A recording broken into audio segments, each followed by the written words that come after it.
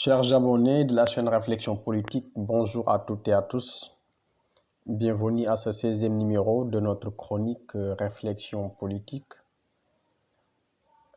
Donc aujourd'hui, on va proposer le thème une opposition par circonstance. Opposition par circonstance, parce qu'on a juste constaté qu'au Sénégal, n'importe qui peut devenir à n'importe quel moment un farouche opposant à un quelconque régime, opposant dans n'importe quel contexte. Donc, c'est dans ce sillage qu'on a eu cette réflexion de proposer une telle analyse.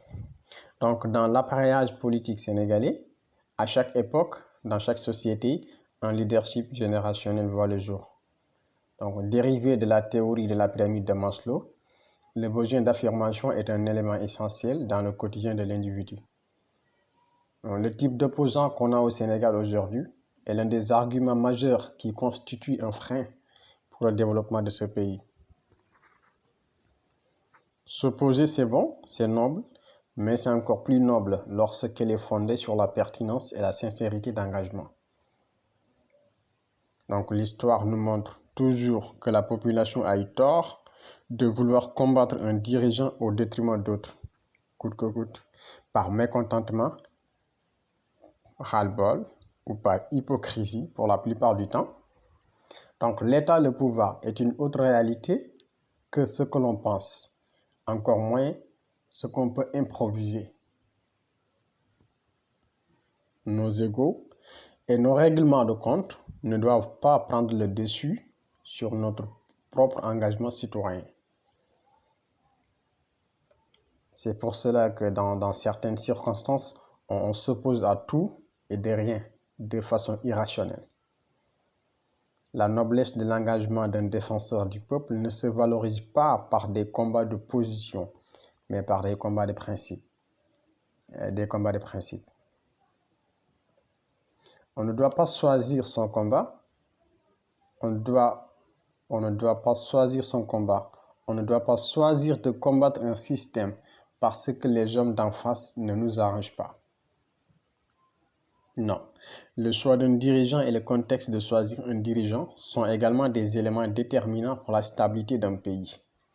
On a besoin d'un pays stable où toutes les forces vives, toutes les couches de la nation vont partir dans un même endroit et de façon équilibrée.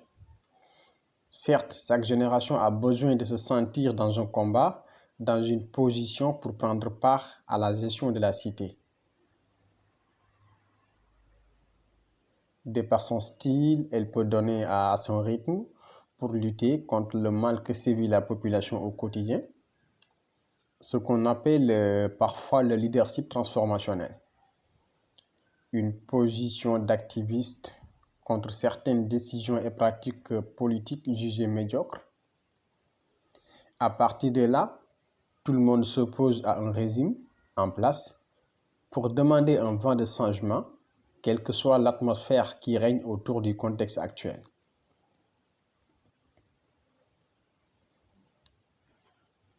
Quelle que soit l'atmosphère qui règne autour du contexte actuel. Mieux, ils y vont jusqu'à demander une démission du gouvernement parce que le peuple en a ras-le-bol. Dans toutes les couches de la société, la médiocrité gagne du terrain, la détresse des populations est à son niveau le plus élevé, la crise de personnalité et de leadership, jamais aussi précédente. Qui fait confiance à qui? À la limite, tout le monde s'oppose. Je m'oppose à ce régime parce que sa politique est nébuleuse. Je m'y oppose parce que la population souffre. Je m'oppose parce que par devoir de génération, je dois agir en toute responsabilité. Donc, l'une des motivations qui secoue la conscience du citoyen au quotidien. Nos intérêts crypto-personnels ne doivent pas nous motiver à s'opposer contre un régime. Non plus, on ne doit pas être obnubilé par l'esprit critique tiré sur tout ce qui bouge, par simple volonté de se faire des noms. L'opposition est avant tout un combat noble, un engagement personnel à travers un cheminement bien défini au départ. Donc, un combat de génération, celui de propulser et d'impulser la marche pour des lendemains meilleurs à toute la population. Voici ce qu'on peut appeler une opposition, un opposant à style d'égale dignité. Donc, c'était notre pensée par rapport à ce type d'opposant par circonstance. Donc, Serge abonné de la chaîne Réflexion Politique, nous vous souhaitons de passer un très bon week-end et bonne